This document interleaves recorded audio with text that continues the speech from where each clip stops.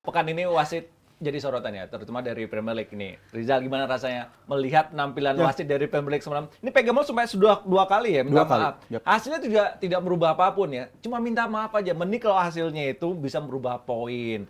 Nah ini apa yang harus dirubah? Memang harus tetap seperti ini. Gimana Mas Ardi juga, Rizal? Gua rasa ini lagi-lagi penyakit lama ya yang terjadi lagi khususnya di Premier League musim ini. Karena di musim lalu pun sebenarnya ada error juga, tapi yang gua ngelihat perubahan paling signifikan dari soal error tuh paling meningkat di musim ini kalau gua lihat. Nah. Kenapa? Karena hampir tiap pekan bahkan udah total berapa belas kali PJMOL ini udah ngasih statement permintaan maaf yang dikirim ke beberapa klub, tapi gua rasa ini blessing in disguise juga. Gue rasa yang kali ini nih, error yang saat ini terjadi, gue rasa ini paling impactnya paling parah lah menurut gue. Dan that's why Liverpool pun sampai akhirnya ngeluarin statement yang sekaligus ya statementnya gue rasa cukup berkelas juga. Ya nggak terlalu keras mengutuk perbuatan PJMOL, tapi menuntut supaya ada transparansi dari keputusan yang diambil dari wasit VAR ini khususnya. Terus soal apa sih transparansi tersebut, gue rasa penting karena kita perlu tahu juga nih, seperti yang dituntut sama Liverpool, kita perlu tahu sebenarnya apa sih yang didiskusikan antara wasit yang ada di operator VAR dan juga wasit yang ada di atas lapangan. Kenapa error seperti ini bisa terjadi dan ini fatal loh akibatnya satu tim kehilangan poin akibat dari inkompetensi dari seorang wasit. Gua rasa itu udah yang paling fatal dan gua rasa tim-tim lain pun juga seharusnya mendukung statement dari Liverpool ini. Tuntutannya jelas, kita menginginkan transparansi dari ucapan para wasit. Kan ada tuh diskusi antara mereka itu kan pasti ada. Jadi kita ingin menuntut hal itu dibuka dong ke publik supaya kita tahu apa sih yang terjadi sebenarnya di antara diskusi di antara wasit. Tapi kan sebenarnya pengambil keputusan adalah wasit di lapangan. Dia sudah sempat melihat gitu kan. Walaupun di control room sana itu error, itu memang botak kelakuan ya. Itu kan sudah sempat melihat. Diri sendiri apa gimana sih? Botak. Oh iya ya. Iya begitu Mas. Harusnya kan mereka udah jelas wasit itu melihat, oh ya udah ini nggak offside itu seperti apa gitu.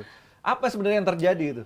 Ini blundernya double ya. Kalau gue lihat nih, maksudnya kan keputusan offside itu kan sebetulnya faktual offside ya. Kalau faktual lo tarik garis selesai. Kan sebetulnya bukan seperti handsball, penalti atau enggak. Ada subjektif keputusan subjektif wasit di situ. Tapi kalau offside itu kan jelas kaki lewat, bahu lewat, segala macam lewat itu udah pasti offside.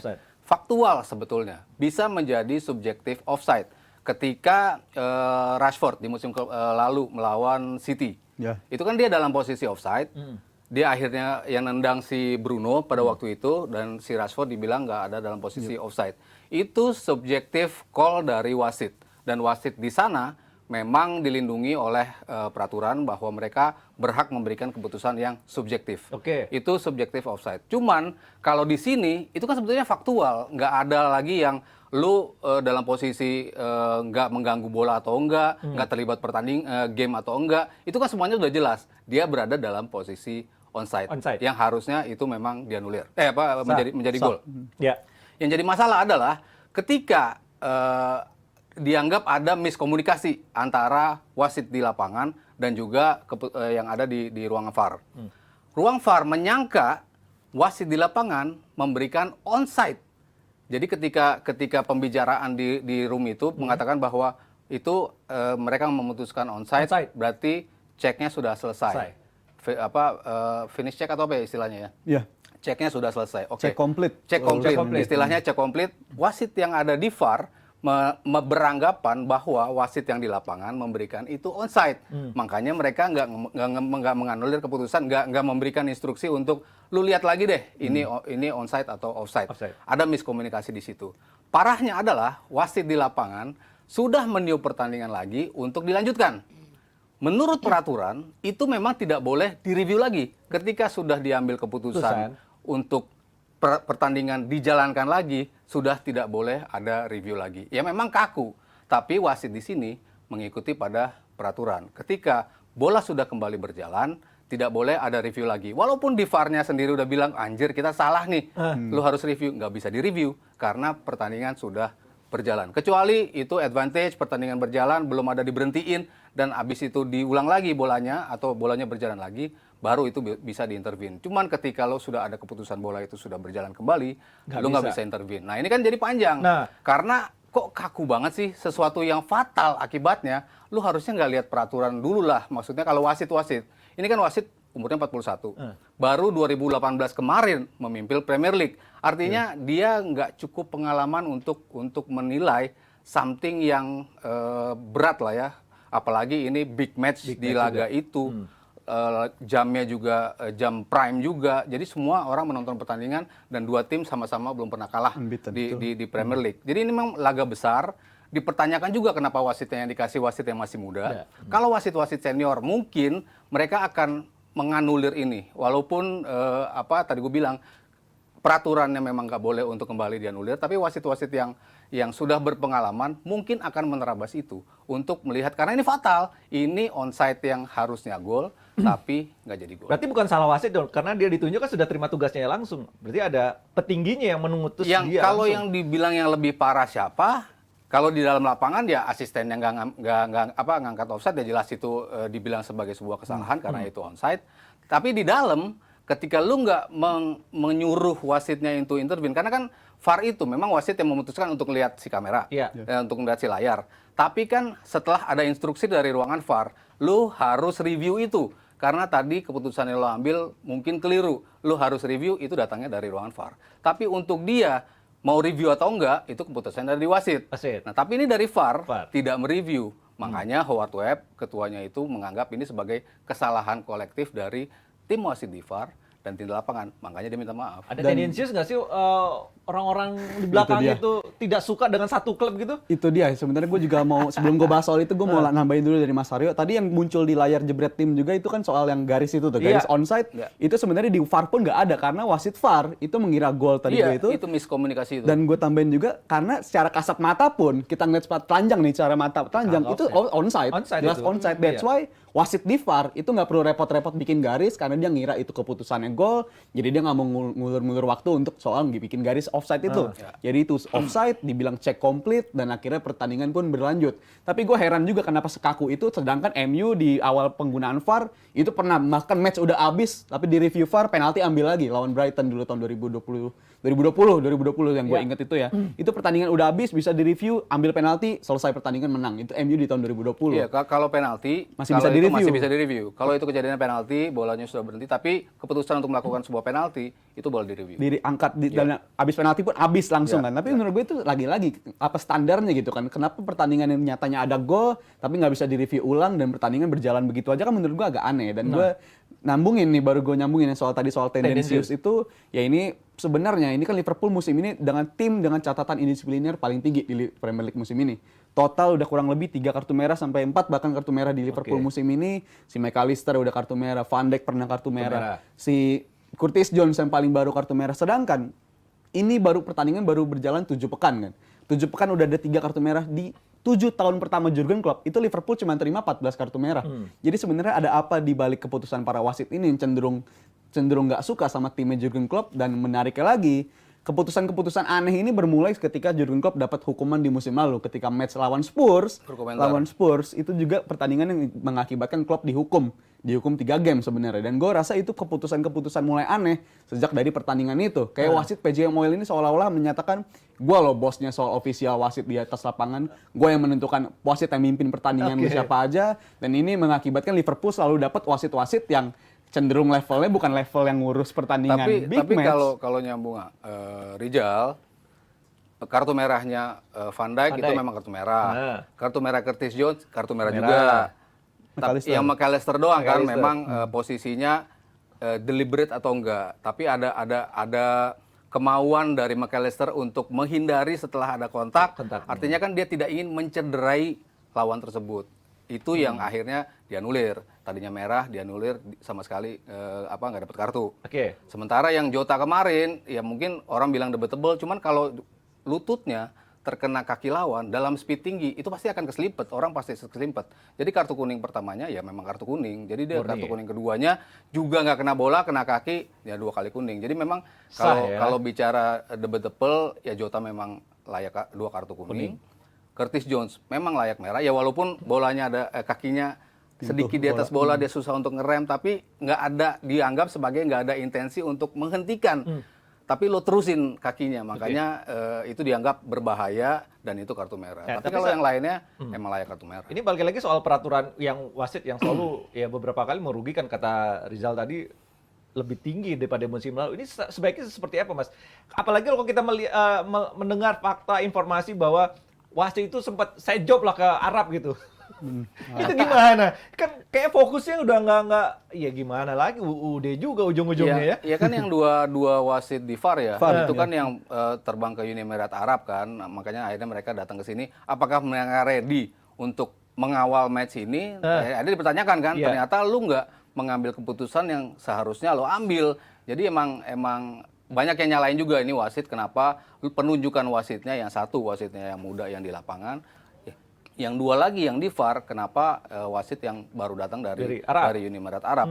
Dan lagi pula yang dua wasit ini kan akhirnya ketika salah harusnya mereka laga lawan Fulham nanti malam mereka berlaga, dan lawan yang Brentford kemarin mereka Nottingham Forest itu mereka juga harusnya salah satunya ada di situ, tapi dua-duanya akhirnya dicoret.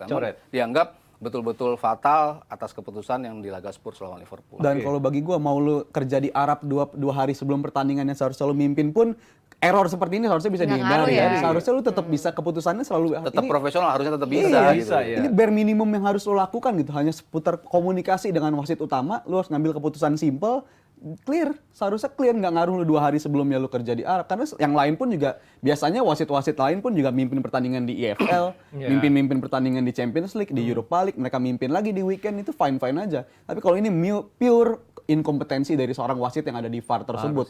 Jadi menurut gue ini nggak ada ngaruhnya soal dia pergi ke Arab atau segala macam. Ya ini hanya menambah kita jadi suzon aja gitu. Gue sebagai fans Liverpool juga kadang suzon juga. Kenapa jadi kayak begini dari Arab? Tim yang kita tahu pemiliknya itu adalah pemilik tim City dari Arab. City abis kalah, seolah-olah Liverpool nggak boleh narik ke puncak gitu. Jadi dibikin keputusan kayak begini, jadinya ya gue rasa aneh ini. Enggak. Harusnya waktu itu pulang dari Arab happy bawa duit banyak gitu kan, bawa fulus gitu kan, harusnya happy memimpin wasit pertandingan dengan benar. Terlalu kebetulan City-nya abis kalah juga gitu. Aneh juga menurut gue ini. Ya tapi inilah ya sudut pandangnya fans Liverpool yang nyalain wasit lah karena kalah. Jadi intinya gimana Mas? Jadi Rizal juga, apakah perlu ada sesuatu perubahan terkait peraturan ini soal wasit lah? Ya itu kan yang dibicarakan ya. Tapi kan dari sepanjang sejarah sepak bola, keputusan wasit apapun itu kan nggak pernah mengubah hasil dari pertandingan. Ya kalau kita lihat ya harusnya Argentina nggak juara dunia lah ya kemarin waktu Maradona tangan Tuhan. Itu kan kita bicara kontroversi segala macam, nggak akan pernah mengubah hasil dari pertandingan. Jadi memang nggak bisa diubah kecuali ada perbincangan bahwa itu bisa dianulir nanti, apakah perubahan itu dilanjutkan setelah menit kesekian sebuah kejadian fatal itu terjadi, habis itu menit kesekian dilanjutkan lagi dalam posisi yang satu pemain misalnya dikeluarin atau enggak, ya kayak gitu siapa tahu kedepannya akan seperti itu. Cuman ya kalau gue melihat sih ya harusnya konsistensi itu yang selalu kita jarang dapatkan ya. Kita lihat harusnya keputusan itu VAR-nya menginitiate untuk dibilangin, tapi kok enggak. Itu kan sebuah kesalahan yang bisa dikatakan blunder. Cuman kalau kita bicara kontroversi setiap pekannya ada, kalau itu kan selalu gue bilang ini nggak murni salah dari wasit, karena kan interpretasi. Kita bicara interpretasi yang menjadi subjective call dari wasit itu. Bisa menjadi handsball itu bisa berujung penalti, bisa enggak. Handsball itu apakah otomatis penalti atau enggak, itu kan yang selalu akan menjadi perdebatan dan gue rasa nggak akan pernah usai itu.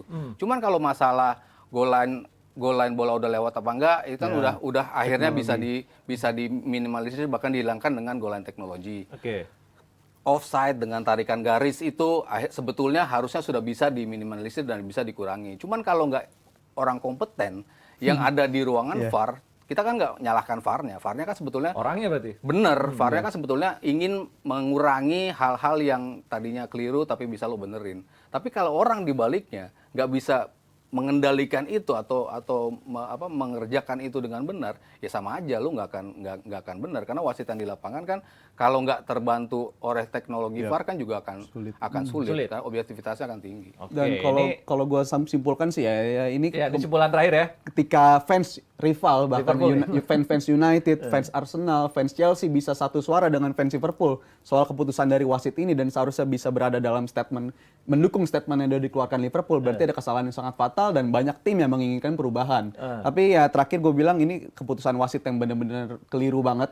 mengakibatkan Liverpool kalah. Bahkan ketika Liverpool 10 pemain pun gue masih pede gitu, ngerasa Liverpool punya kemampuan untuk bisa nyuri poin dari kandang Spurs dengan 10 pemain. Tapi ketika turun ke 9 pemain, menurut gue itu udah terlalu berat dan akhirnya lu dihukum di menit Tapi di terakhir. 9 pemain pun mereka udah on point sebetulnya. Iya, Maksudnya benar. mereka udah bisa jaga formasi yang tadinya 4-4-1 lalu 4-4-1 akhirnya sampai 5-3-0. Mereka bermain dengan 5 back dan juga 3 pemain gelandang untuk bisa menahan itu sebenarnya udah berjalan sampai menit terakhir. Ya memang apes dimana ketika lo bola crossing biasanya kan back harusnya nggak ngayun bola, ngayun kakinya ya, karena kan bingung bola itu akan lari kemana kalau lo ayun. Datangnya pun cepat bolanya. Datangnya bola cepat. Ketika lo cuma tahan gitu ataupun lo sliding ataupun lo apapun lah yang nggak ngayun, ya itu akhirnya apes memang berada di Liverpool. Nah ini juga nih terkait McAllister sepertinya bakal kena apes ya. Ini protes terkait keputusan wasit ini terancam sanksi. Di medsos ini Iya ya. di medsos. Ini bener nggak sih atau wajar nggak jika seorang McAllister menyindir wasit kinerjanya akhirnya mendapat sanksi? Gue rasa sih nggak wajar ya, karena kalaupun nggak wajar ya menurut gue ke Tapi kan McAllister. nggak diperbolehkan memang. Tapi punya hak untuk minta maaf, selayaknya wasit aja kalau habis error Nah. kan minta maaf, fine Enak aja kan? habis itu. Iya. Harusnya McAllister juga punya hak untuk minta maaf, nggak usah Tapi ada kan hukuman-hukuman yang lainnya. Itu gitu. ada peraturannya memang kan nggak boleh ya protes ke Official. ataupun menyuarakan something tentang official di press con ke di acara di medsos ke emang itu nggak diperbolehkan. Jadi kalau memang nantinya dia dihukum emang ada landasannya, ada base-nya. Cuman kan agak aneh aja gitu Aneh, ya. iya. Tapi ya memang peraturannya seperti itu ya mau nggak mau ya akhirnya tetap terancam. Cuman kan akhirnya kan mungkin mereka akan berpikir kan bahwa kemarin mereka sudah dirugikan, apakah ini Common sense iya jadinya, akan ya. menjadi gitu. Kayaknya lebih ke nanti kayak gimana objektifnya aja keputusan dari mereka.